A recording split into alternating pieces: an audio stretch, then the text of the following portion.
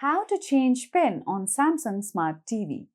Once you are here on the main home page, at the bottom left corner, go ahead and select Settings, and from here, go to All Settings.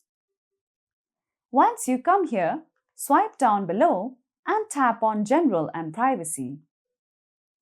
From here, scroll down below. Now at the bottom, you'll see Change PIN. Select it. Now, the default PIN on Samsung Smart TV is 4 zeros. So, let's enter it. Now, from here, you can enter your new PIN. Now, re-enter your PIN again.